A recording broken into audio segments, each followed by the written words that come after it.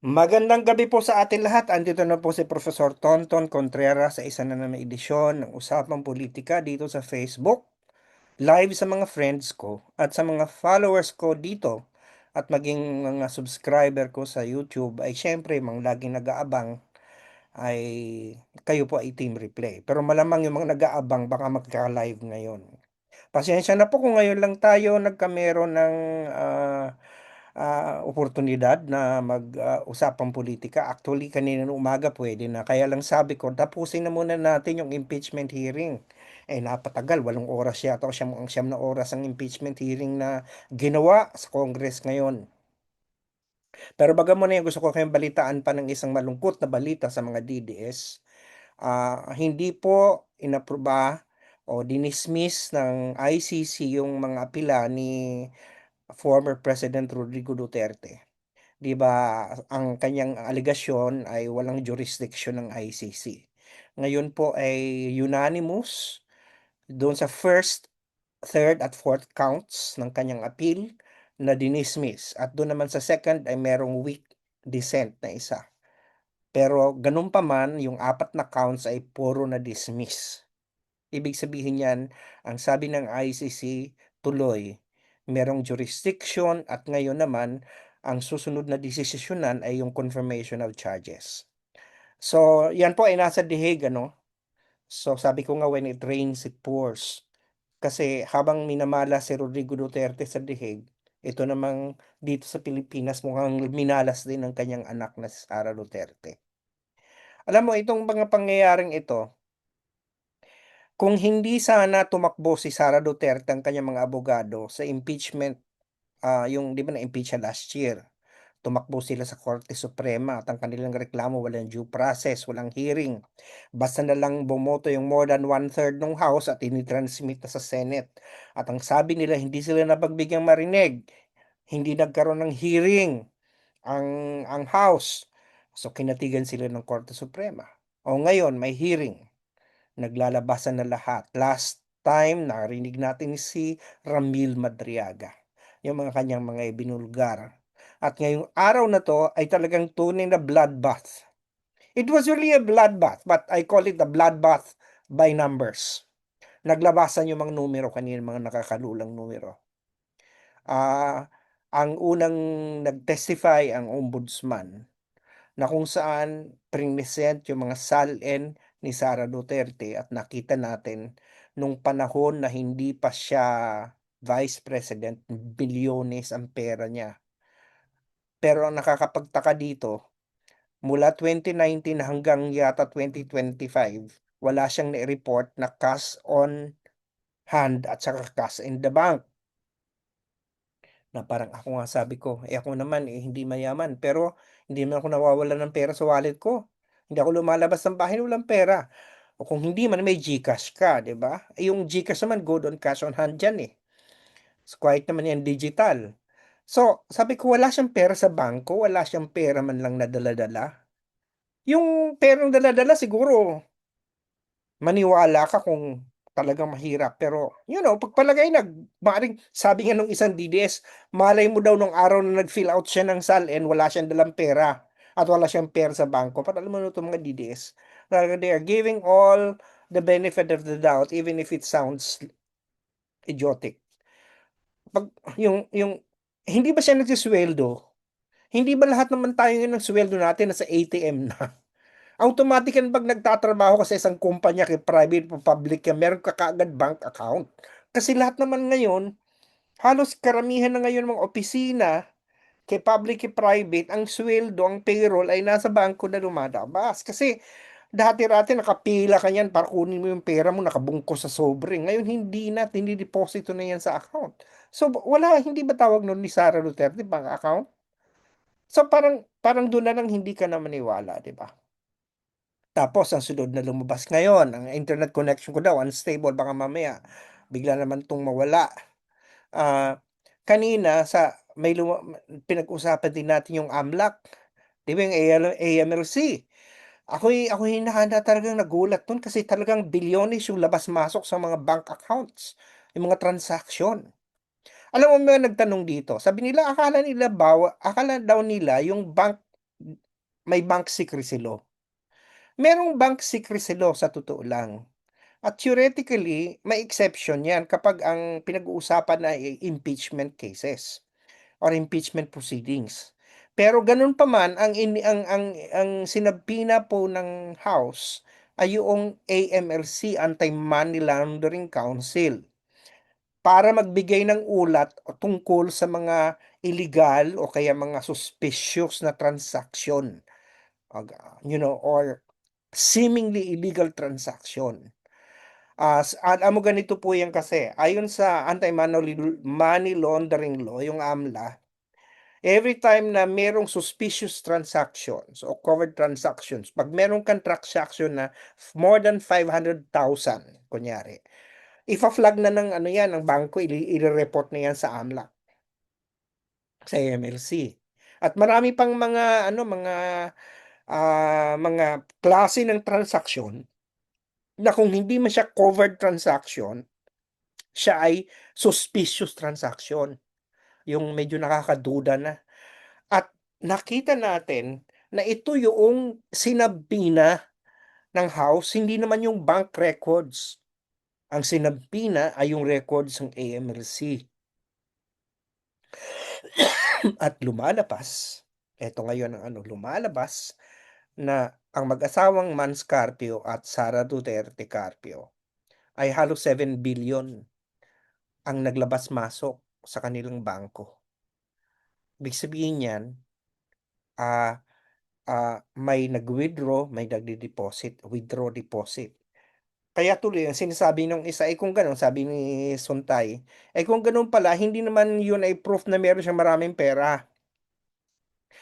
Kasi hindi naman tinitingnan ng AMLAC ang deposit, ang tinitingnan yung kilos, yung daloy ng pera sa account mo, okey? So yun ang tinitingnan.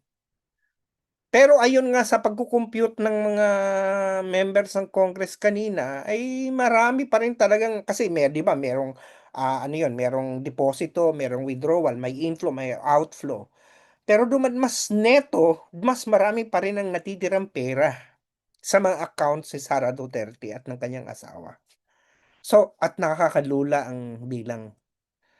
So, hindi mo siya kanina nga, kung nanood kayo, habang sinasabi yung kanyang mga transactions kada taon ng mga bilyones, milyones, sinasabi naman kung ano yung salin niya sa, panahong yun. Kasi parang parang hindi nagtutugma.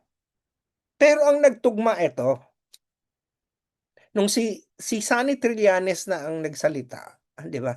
Nung si Sonny Trillanes na ang nag-testify, dun na nilitanya na niya yung mga kanyang mga aligasyon na si Sara Duterte, 10 ng kanyang pamilya ay tumanggap ng pera mula sa isa di umano na drug lord.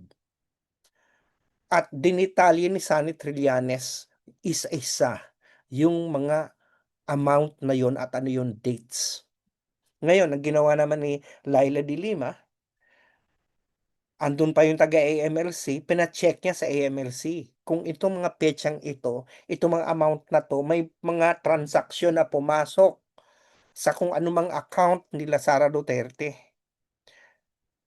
So, hindi naman na-violate yung Bank Secrecy Law, kasi ang Bank Secrecy Law nag-a-apply lang sa bangko at bawal buksan ang bank deposits. Hindi naman bank deposit ang binuksan.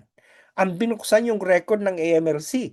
At ang AMLC hindi bangko, kaya ang galing-galingan ng pagkakagawa nila, pagkaka-style nila ng malusutan yung Bank Secrecy Law, eh. Walang nagawa si Paulo Marcoleta, walang nagawa si Bong Suntay, 'di ba? So, ang nangyari, 18 transaction na nakalista sa affidavit ni Sonny Trillanes, ang eksaktong na-confirm na nag-exist ayon sa AMLC records.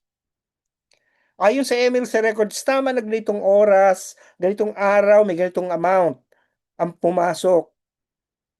Ibig sabihin niyan, totoo yung sinasabi ni Sonny Trillanes na nung araw na yun, may natanggap si Sara Duterte o kung sino mang kasama niya kung joint account yun, na pera galing dun di umano sa, so kinumpirma ng AMLC yung affidavit ni Sunny Trillanes. Of course, yung mga sumunod pa naman may dalawa pa na natira na ano na nag-testify yung taga SEC tungkol naman sa mga korporasyon na pinakita. Ang una kong nakita dun yung isang korporasyon dun, wala naman yung pangalan ni Sara Duterte dun sa korporasyon, hindi naman siya stockholder. Pangalawa, dun sa ilan na mga kumpanya na nakalista siya, puro lugi. So, kung gano'n, hindi puwedeng sabihin ng mga DDS na kaya yumaman yang mayan galing sa business, eh, puro laging ang lugi, eh, may negative yung ang earnings nung last 3 years, eh, 'di ba? So 'yun yung kagandahan nung pinakita yung record ng SEC. Ang medyo nakakaano yung sa BIR, kasi yung sa BIR dala-dala nila yung mga ITR nung mag-asawa pero naka-box. At ayon sa kanila, hindi daw puwedeng buksan yon dahil ayon sa batas sa National Internal Revenue Code, ang exception private ang mga ITRs, ang income tax returns. At puwede lang mabuksan 'yan kapag hearing in aid of legislation at executive session.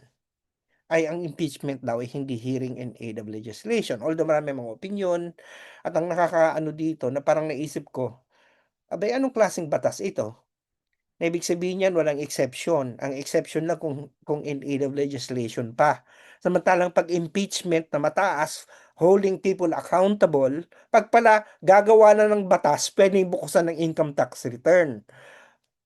Pero kapag ano na, kapag tungkol sa impeachment na pananagutin mo ang isang opisyal, hindi na puwedeng buksan kahit ng Senado.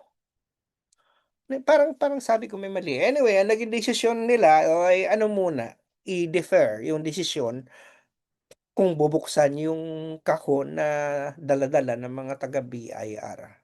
Anyway, bloodbath talaga ang nangyari kay Sara Duterte kanina. Lagi na naman siyang wala na naman siya. Sabi nga ni Benny Abante, ang tapang-tapang. Sabi ni Sara Elago, ang tapang-tapang magsalita sa press conference, sa media. Pero pagdating doon sa proceedings niya, wala siya dun, hindi niya nasagot. Kung nandun siya sana ay naipaliwanag niya ba't ganyan ang salin niya, ba't ganyan ang ano yung mga transaksyon na yun, bakit gano'n? Nakumpronta niya sana si Sunny Trillanes na nagtestigo laban sa kanya. Eh, baka naman kasi wala siyang isasagot. Baka naman totoo yung mga paratang. Alam niyo, yung kay Ramil Madriaga, puwede pang sabihin ng mga tao na gumaganti lang yan kasi may sama ng loob, eh. Pero itong mga ito galing na 'to sa AMLC, galing na 'to sa ombudsman, galing na 'to sa SALN mismo na lahat ng empleyado ng gobyerno fina-file. These are numbers and numbers don't lie. So anyway, so 'yan. Sa susunod na hearing, ang pag-uusapan naman daw yung NBI at yung threat ni Sara Duterte na papatayin niya o na kumuha na siya ng killer na papatayin si BBM, si Lisa Araneta at si former Speaker Romualdez kung merong mangyayari sa kanya. Anyway, ngayong araw na 'to, this is not a good day for the Dutertes actually. Yung tatay na-deny yung challenge sa jurisdiction. Samantalang si Sarah naman napulbos, nagkaroon ng bloodbath. Kaya lang it was not because of blood, it was because of numbers. So ang tawag ko nga dito, a bloodbath by numbers. O sige, andiyan na lang muna. Sa Biyernesan ulit tayo mag-usap. Sana nakapagturo ko sa iyong kaisipan na plus kami mga puso at napabago ang panahon sa buhay, lalo-lalo sa usapang politikal. Dahil sabi sa kanyang Lasal, teach mind, touch heart, and transform lives. At sana nakapagsilbi ako sa bayan dahil sabi sa akin ng Lasal, ay ng UP, serve the people. Sige, gutom na ako. Kaya siguro hindi. Anyway, kita ka na lang ulit tayo sa Biyernes.